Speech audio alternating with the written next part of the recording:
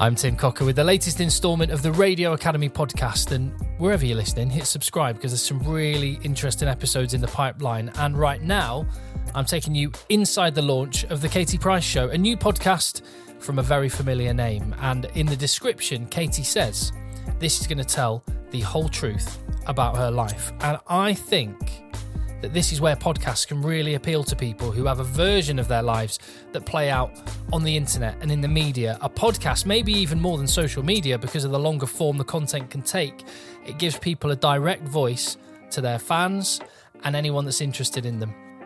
Kristina Hrywnak is the producer of the show and was kind enough to invite me to the Crowd Network's Manchester office, where I began by reminding Kristina of something that Katie Price said at the recent podcast show. When Katie Price was asked what podcast she listened to, she said, and I quote, "I have never listened to a podcast in my life." I knew she'd say that, which is why I didn't ask her. So how did this come about then?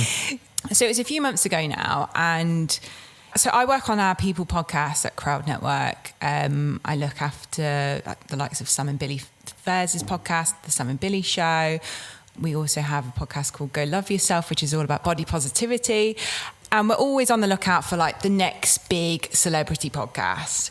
And part of my job is to find that person. And I just had this feeling, this woman needs to have a podcast. Katie Price needs to have a podcast. She's got such an interesting story. She's so authentic. She's just got so much personality and so much to say. And a lot of the things that she does say, you know, a lot of it's misunderstood, and she is very misunderstood. And I just thought she'd be the perfect person to have a podcast, you know, the best podcast, all about stories. And she has so many of them.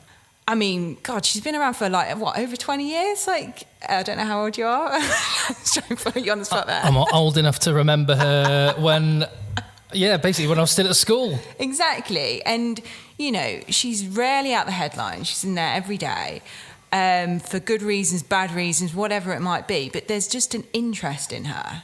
And that's kind of what we've picked up on, you know. People might love her, hate her, but people are interested in her. They want to know about her. You know, she has something like, I think she got 6 autobiographies. I mean, you don't do 6 autobiographies if you haven't got something to say and if they're not going to sell. You know, the countless reality TV shows that she did, you know, sort of 10, 12 years ago. She's still on TV doing stuff for Channel 4. The Mucky Mansion, I think, is in its third series. There's still an interest about her. There's still an intrigue. We just thought she'd be great. So I sent the email off and got a response, and we had a meeting and it went well, and it just kind of went from there. How much persuading did she need, or did she kind of get your vision straight away? So we spoke with her brother, who kind of looks after stuff for her, and they just got it. They got it straight away. It felt right. She's just up for it. She's just like, yeah, why not? Bring it on. I spoke to one of your colleagues, George, who's in charge of your marketing and who oversees launches like this one. And he said, just in the lift on the way up, he said, honestly, I had no idea how famous she was. Has it surprised you as you've been launching this new podcast? Well, that's, I'll give George a little shout out here because I know he'll be listening, but that's coming from a true Gen Zer who probably didn't realise the intrigue around her, because I think, you know, as we probably know, you know, she was probably in a height of fame, you know, probably around 10 years ago or so. But like I've said, she's still stuck around. She's still there. So, yeah, I think whenever you speak to people, they have a reaction. And I think that's a good thing. It's exciting. You know, the fact that you've messaged me and want to speak to me, that says it all. I think it's a really interesting... Radio Academy, I mean, God. Yeah, I think it's a really interesting launch. But what's the mission of it? Because in the trailer, you got the sense that this is someone who wants to set the record straight a bit, challenge the preconceptions, and you use the word misunderstood. Yeah, she is, but I don't think that's the whole premise of the podcast. I think it's just going to be part of it. I think it will just come through. I mean, the podcast, we've recorded probably about 5 episodes or so. We're out on Thursday, 29th of June. And I'm not just saying it, it's brilliant. It's just so funny, so real. It's not about proving a point. It's not about, you know, having some sort of mission to say, oh, you know, woe is me or anything like that. It's not. It's just her and her sister just talking, having a laugh. It's funny. We want people to listen to it for escapism. We want people to feel uplifted after it, and, you know, just to have a bit of a laugh and switch off. You know, it is obviously the real Katie, because that's who she is. She is lovable when you actually really get to know her, and this is what will come through. But it's coming through in a natural way, and it's not contrived, if that makes sense. It's although we've got a different dad, same mum, how you have certain things from your dad and your mum. So you've got mum's feet. I haven't. Shut up. Don't go and bang on about my feet. Well, you said They're it vile. now. People want to know now. Now you've said it. You've just... But you only had to say, yeah, I have got mum's feet. But you know what I'm referring to. I know you what you're just referring opened that to. can of worms. And you're going to tell no one everyone. else did so. But you bit at that. So let's talk about our feet. Right, I have Sophie, bunions. I have bunions. No, bunions. No. I call them the bunions. I have bunions. You've got the perfect little feet. Yes, I we know. do. All right, I've got the munter feet. Yeah, but the thing is, I did have perfect feet until that scar. Look, I've got Christmas on. That scar. Yeah, I am still flexible, thanks, for my age. Yeah, lifting early back. You just mentioned her sister then, because there must have been different options in your mind about how the format and who might be alongside her. Yeah. How and why her sister Sophie? I mean, I think that co-hosts in podcasts are almost as important as the actual host, because you've got to have someone who's going to bring out the best in them. You know, you want it to feel real. And her sister was on one of the calls with us, and she's just funny. She gets Kate. She's also just the complete opposite to Kate as well, which is what they play on. But they've just got brilliant banter. But the thing is, as well, I'm going to admit here as well, obviously I used to watch a lot of the reality shows back in the day with her family, so I know what she was like. I know she's got a great relationship with her family.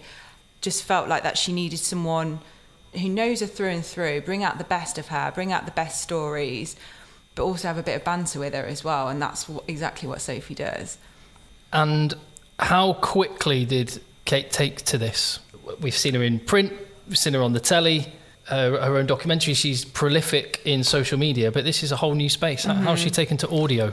I mean, she's amazing. I knew it was going to be good, but I don't think I knew it was going to be quite as good as it was.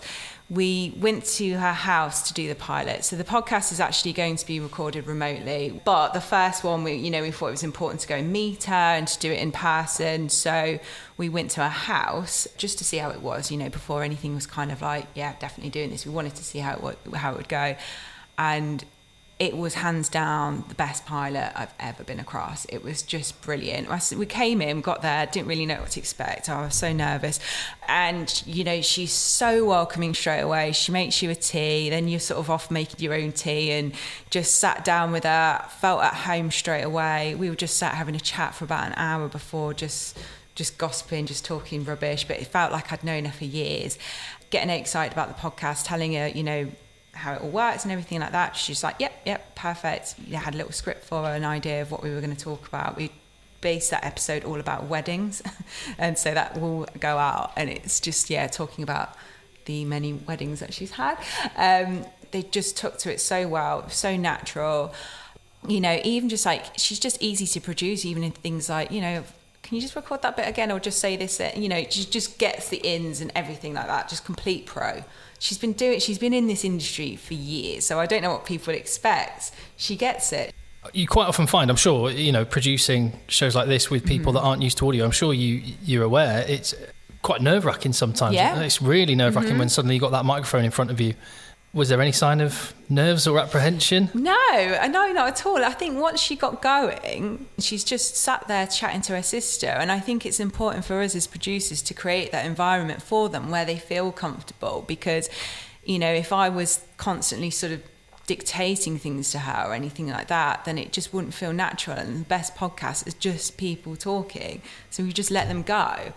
She just took to it straight away. I mean, technical setups at home when to be fair, she's fine, she's got it all set up, but have to tell her to stop shouting in the microphone sometimes. But other than that, and her headphones fall off a lot. But what are the worst sort of misconceptions of you, do you think? One, that I'm a slag, and when I say that, People think I've slept with so many men. And I actually haven't. You've probably slept with more men than me. I haven't. I can count on one hand. I can count on 2. I've had more than. Ooh. And I'm not into one-night stands, never have been. I haven't been brought up that way. Yeah. But this is where the media comes in. Apparently, whoever I talk to, look, you know, when you're out and they say you'll talk to someone, apparently I've shagged them. Yeah. I'm not that kind of person. Yeah. I'm very homely and I'm not easy to get into bed. Like, I'm not easy. So I'm very homely, really homely, love family. Yeah, you are love being at you home. I love having people over me cook, or I love doing parties and that. But what I've come to realise is it's always me that does the parties. Me getting the drink and that in. And then I think, who actually invites me to theirs? No one. No one. So I stopped doing them. Someone else can have it. When Dad's had enough, have you noticed he just turns off the lights? I know, he's funny. Isn't he? He does. And then the next thing he comes out in his boxer shorts, scratch his nuts, and like, I'm going to bed now. Like, He does see that. You've almost touched on it there. Some of the best bits in audio, podcasts, whatever, are the stuff that's spontaneous and you can't plan for. Can you see that element? Absolutely, yeah. This is the best bits are just her. Oh, I'm going to give a little spoiler here. I mean, you know, she was farting and what she farted on one of the podcasts. It's just like, they are the best bits. And I'm just like dying with laughter on each of the recordings. I actually can't believe I'm doing this as a job. It's crazy. So it's so good. So it sounds like maybe relative to others, you've done a little bit less shaping of the content than you normally might. I think it's important to have, you know, on some of the early episodes, especially that we've recorded, because we wanted to have a couple of them in the can before we started going. It was important that we had timeless episodes. So obviously there's a bit of shaping around that and coming up with some topic ideas that can go out at any point. But I think once we get going and it's live, then we can be a bit more reactionary to stuff as well.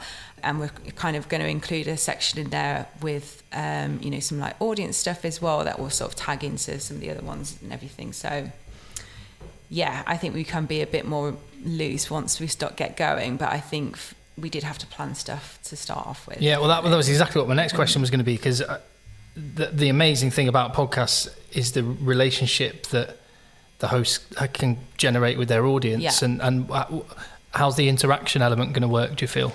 Yeah, I mean, I think we will just be as authentic with that as possible. We've set up a Katie Price Show Instagram account. We've already got quite a lot of activity on there already, but obviously we haven't launched yet. So, but once we get going and asking them for their opinions, and obviously, you know, we want to do a section where people ask her for advice and stuff like that as well. And we're going to throw out any questions that people have and hopefully create some sort of community around that as well, because I think that's so important, and especially with a lot of the podcasts that we do at Crowd as well. When it was announced, and since, and a couple of days ago, there was a little push. There was lots of newspapers mentioning it was happening and stuff. Quite a bit of coverage. It's sort of split down the middle. Some of it just seemed to have quite a sort of negative edge to it. Mm-hmm. Is that a bit of a challenge? Well, I suppose you've got close to Katie now. For her, how does she deal with that, and how are you dealing with that coming into her world? I think she's so resilient, and that's something that I've definitely learnt from her. I think she's to her, she's kind of used to it.